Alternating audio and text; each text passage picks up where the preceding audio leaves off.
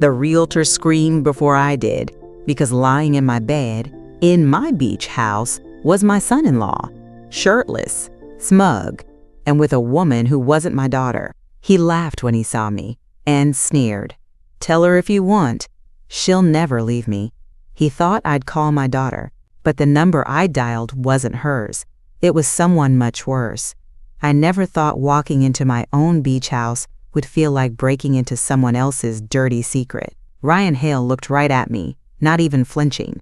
"Oh, Evelyn, didn't Grace tell you I was using this place?" His voice slid across the room like oil. His assistant, Sophie, scrambled to cover herself with a pillow, laughing breathlessly. "Sorry, we thought it was empty." Empty, like I didn't exist. Like the deed didn't have my name on it. Like the foundation of this house wasn't built with my late husband's hands and my money. The realtor stood frozen, face pale. She'd unlocked the door moments earlier with the key. I mailed her. We were supposed to stage the house for summer rental. Instead, we'd walked into betrayal wearing a silk bra. Ryan didn't bother standing. He just propped himself up on one elbow like this was some meet and greet. "Honestly, Evelyn, Grace is going through a rough patch. She doesn't need this kind of stress. Maybe just pretend you didn't see anything?" I tilted my head. "You want me to pretend I didn't see you cheating on my daughter? In my house?" He grinned. "Tell her if you want. She won't leave. She can't. She needs me." The words weren't even defensive. They were confident, practiced, like he'd said them to himself 100 times. I smiled, not the way he expected. The smile I gave him was clean, controlled, cold. We'll see about that. I turned and walked out before he could finish his next smirk. Didn't slam the door, didn't raise my voice. Just stepped outside into the salt air and texted someone I hadn't spoken to in 19 years. "Me, Leo, I need a favor. Financial crimes. Beach property. Big mouth and a small towel." He replied in under a minute. "Leo, say less. I'm listening." Ryan thought I'd call my daughter. I called someone much worse. I sat down on the porch, swing my husband built 2 summers before the cancer took him, and I listened to the waves hit the shore. Then I pulled up the security footage. Every motion, every time stamp. Ryan arriving with Sophie, carrying wine, not luggage, entering the master bedroom like he owned it. Every piece of evidence, already backed up to the cloud.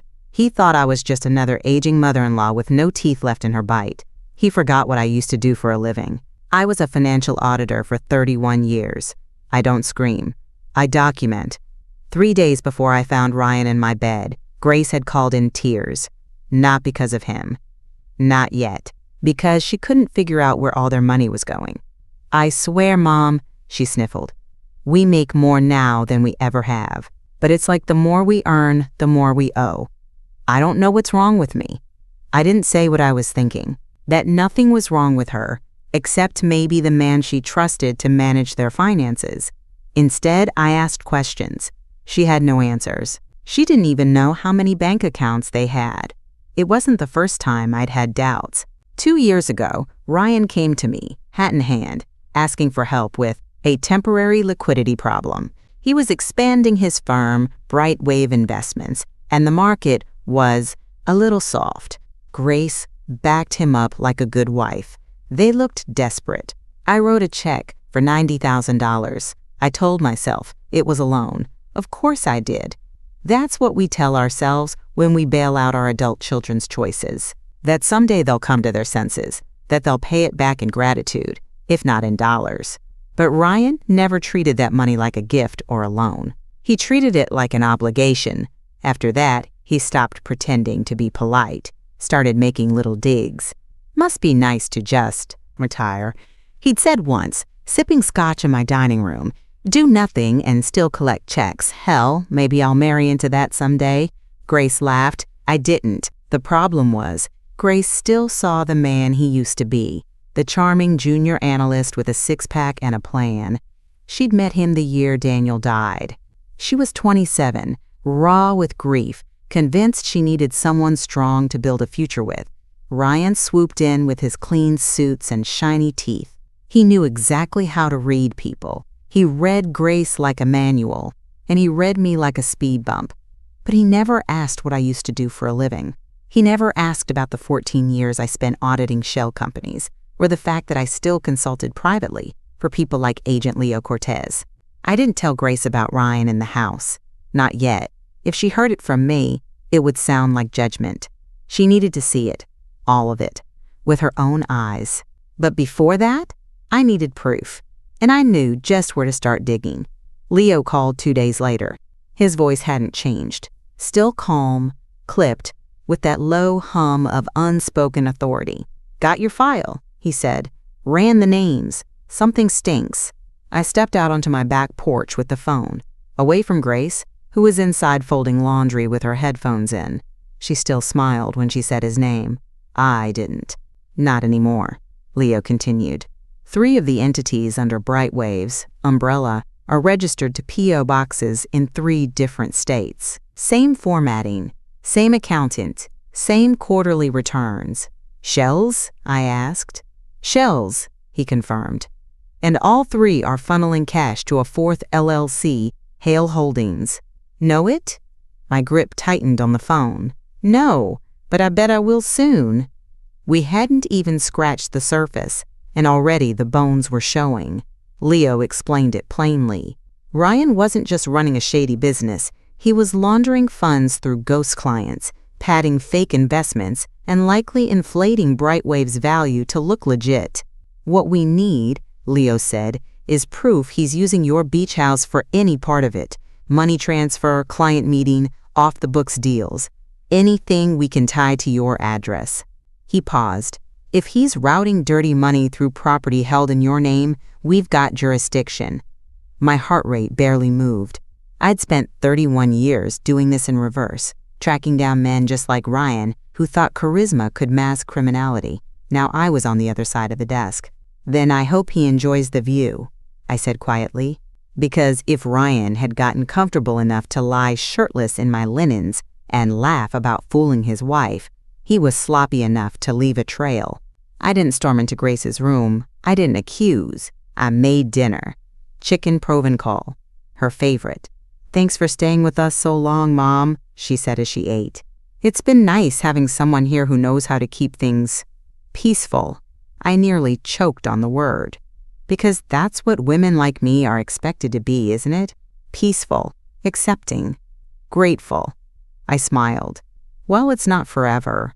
I'll be back at the beach house soon. Got a few things to take care of before I rent it out." Grace nodded. "Ryan mentioned we should use it one more time before then. I told him it's your place, of course." "Of course." But she still said, "we," like he hadn't stolen it out from under her nose.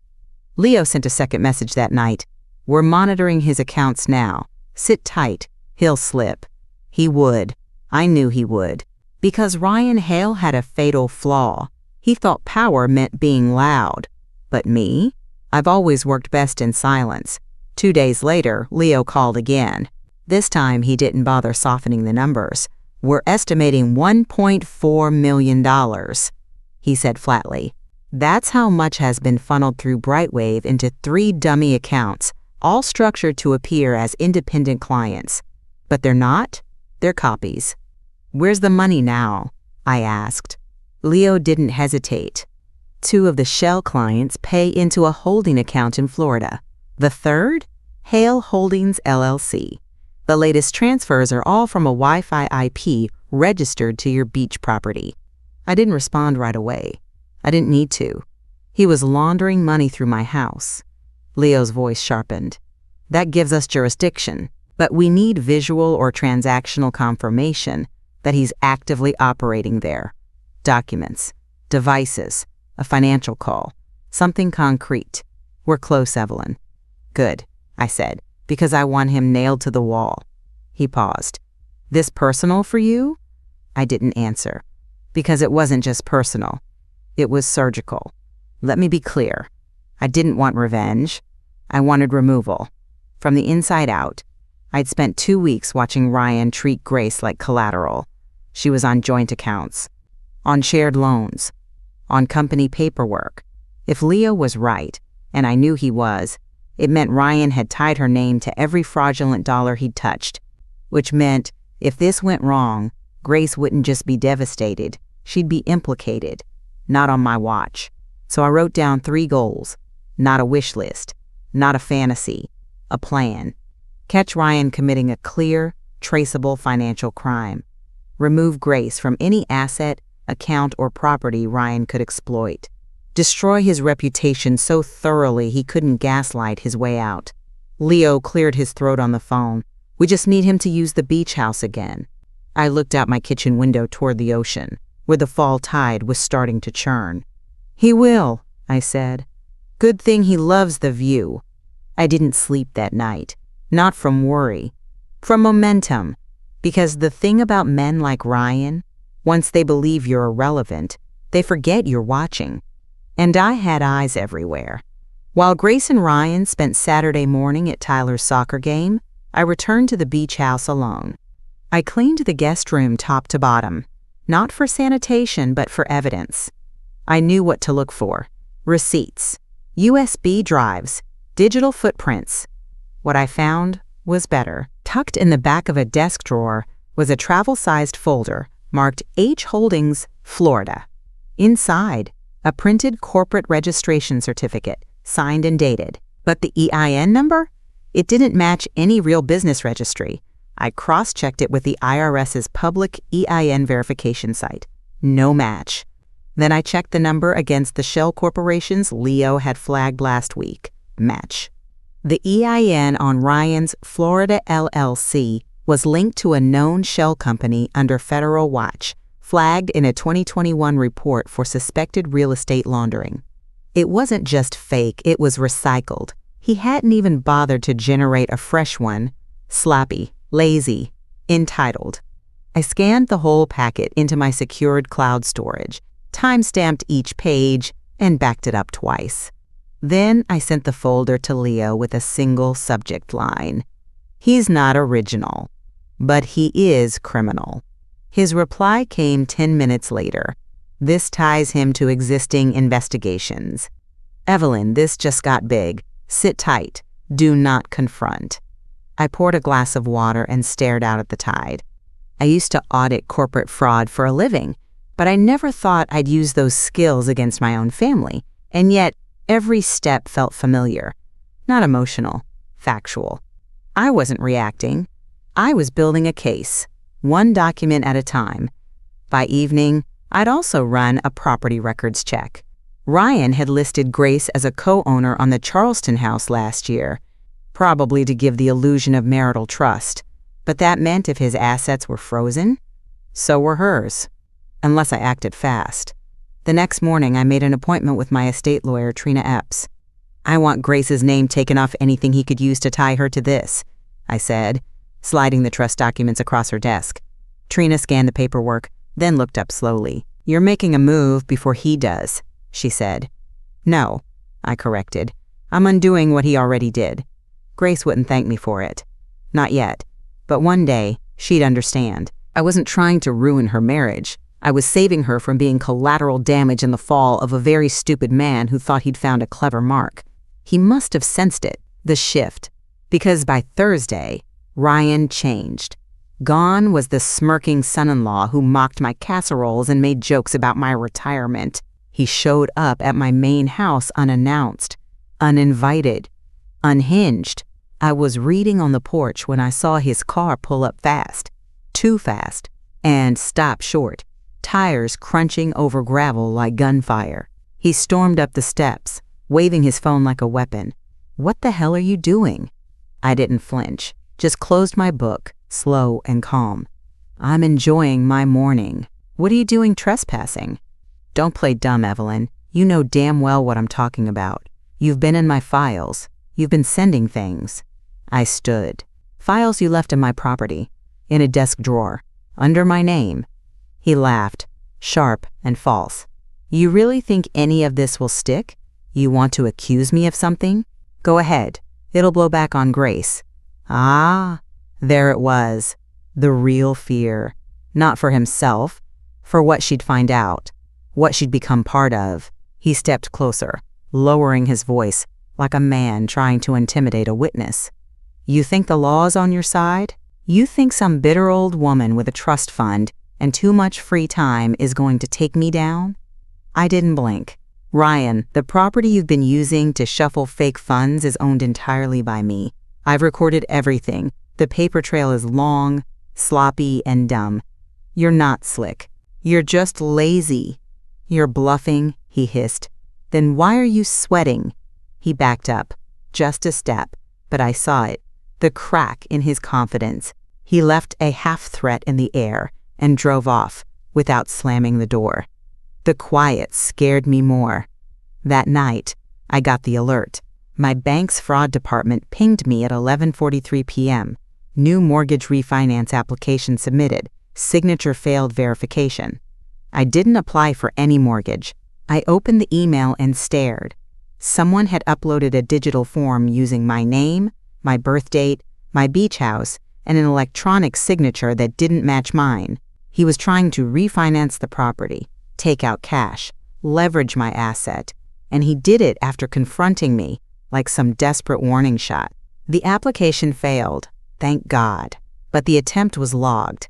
I printed the entire document, added it to the file, and labeled it Attempted Asset Fraud, 10/19. Then I forwarded it to Leo. His reply was one word: got him. I leaned back in my chair and finally let myself feel something. Not relief, control. Ryan had just crossed the line from reckless to criminal, and now he was mine. That night, I got a call from Grace. Mom, Ryan wants to come down to the beach house again next week. Said he needs space to meet with an investor. Private, no distractions. I kept my voice even. Of course, just tell me when so I can make sure it's ready. Oh, she said, relieved. That's so helpful. You're always so calm. I smiled at the irony. I wasn't calm. I was ready. Let him come back. Let him sit in my kitchen and run numbers on a laptop wired into a federal sting. Let him bring Sophie and champagne and fake paperwork. Because this time, they'd be waiting. And the house he thought he controlled was already the crime scene he'd built himself. He came back on a Wednesday, slick as ever, tan, relaxed, wearing that open-collared shirt he saved for when he wanted to look powerful and approachable, the kind of shirt men like Ryan wear when they're about to lie. He brought Sophie again, of course he did. She strutted through my beach house like it belonged to her, complimented the kitchen I designed with Daniel, poured wine from my cabinet, joked about the cute grandma furniture. She never saw the motion sensor camera in the smoke detector. Ryan got to work fast. Open laptop, phone on speaker, documents spread across my table. I stayed home that day, 2 miles inland, sipping black coffee and watching the live feed from Leo's secure server. I wasn't alone. Leo's voice came through my earpiece. He's pulling up financials now, toggling between the Brightwave portal and something marked EH Trust. Recognize it? I blinked. EH?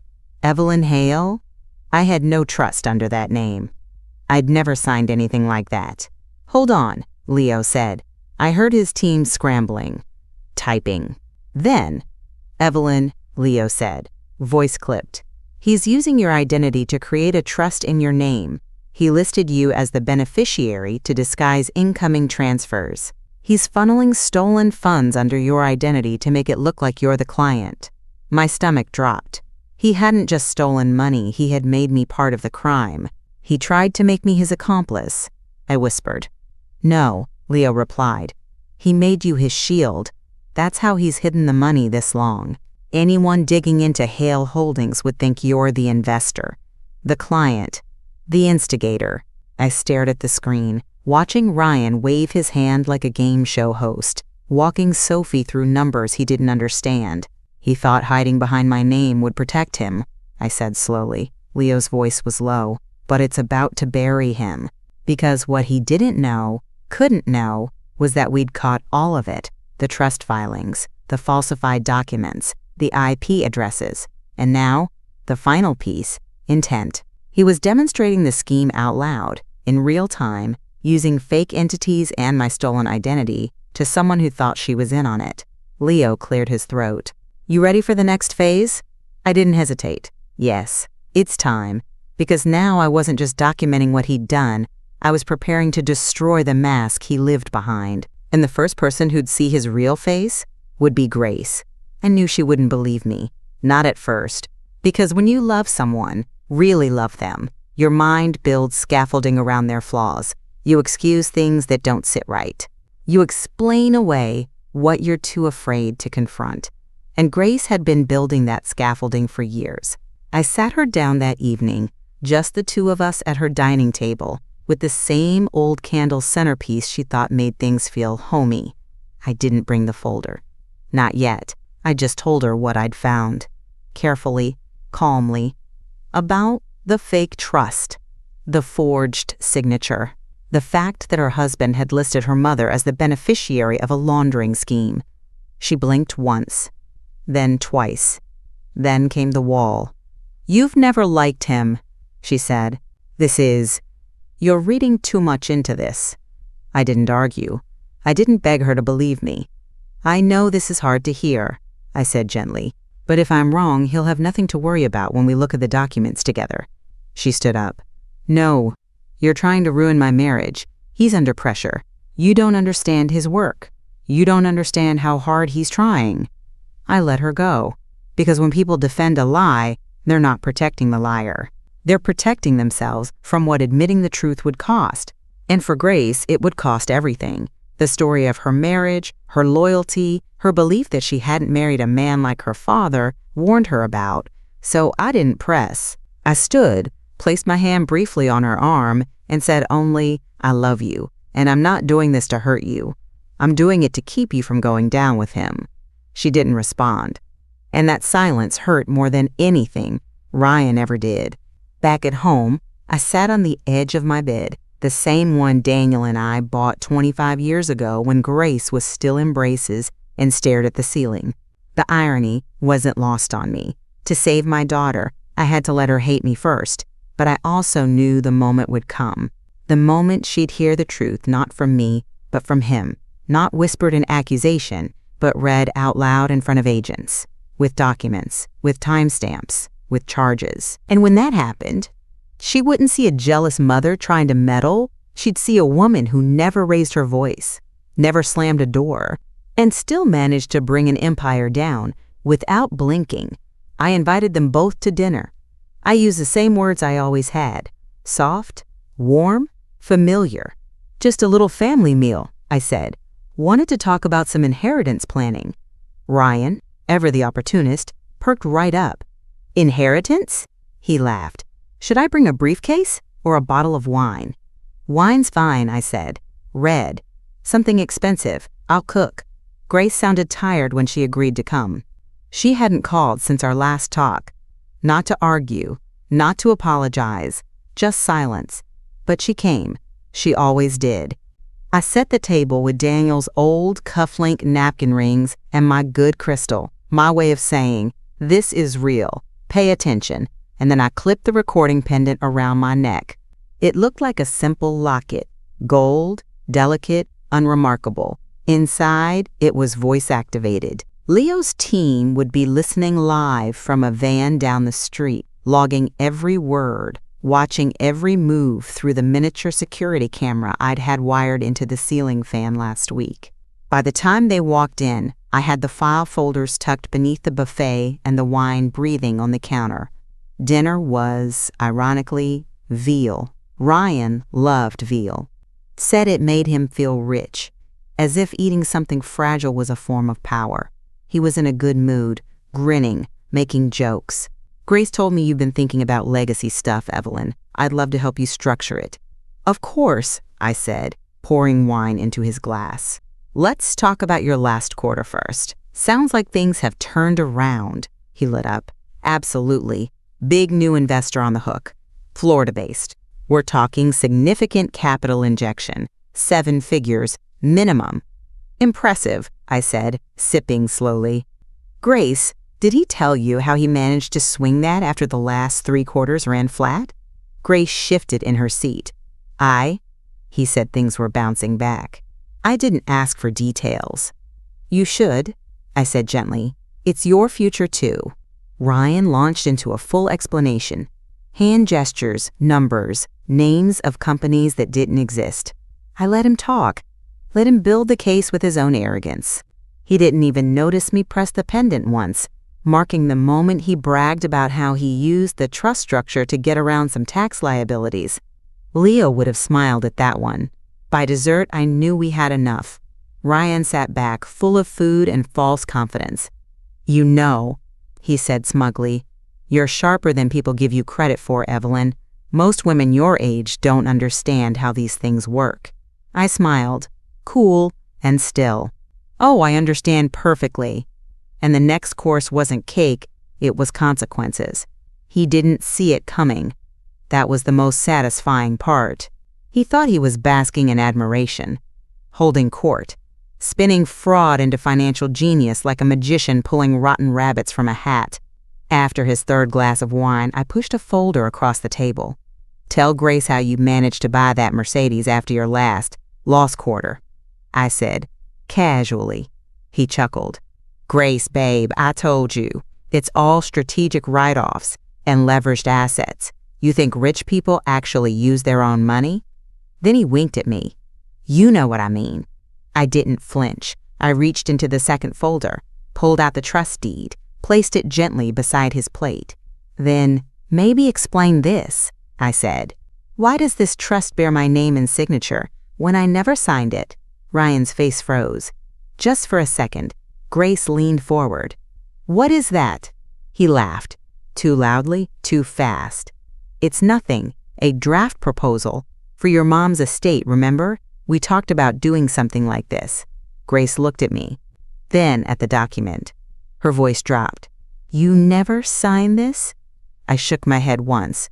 Ryan reached for the folder, but I was faster. Out came the mortgage refinance attempt, the forged signature, the failed verification notice. He was already sweating. I can explain, he said, reaching for Grace's hand. Sweetheart, listen. I am listening, said a voice from the hallway. It wasn't mine, it was Leo.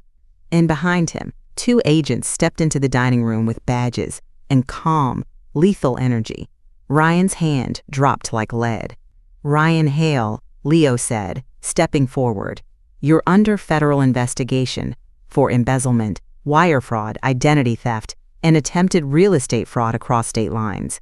Grace's eyes snapped to me, wide, betrayed. You set him up? No, I said quietly, sliding a final envelope across the table. I protected you. She opened it with shaking hands. Inside, a notarized document removing her from all joint assets, trusts, and co-liabilities, signed the day before. You're free, I said. I made sure of it. Ryan stood abruptly. You can't do this. This is entrapment.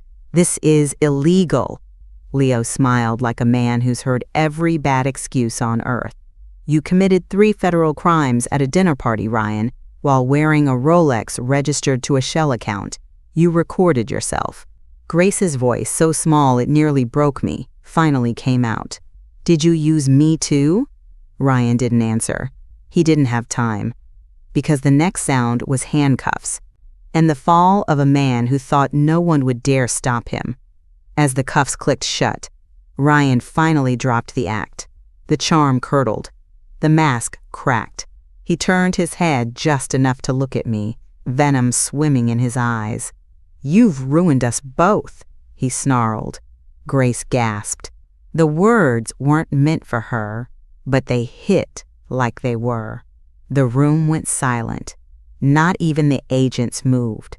That was my moment. I reached down and slid the final envelope across the polished wood. Smooth, deliberate, right up to where his fingers had once gripped a fork, like he owned the house he trespassed in.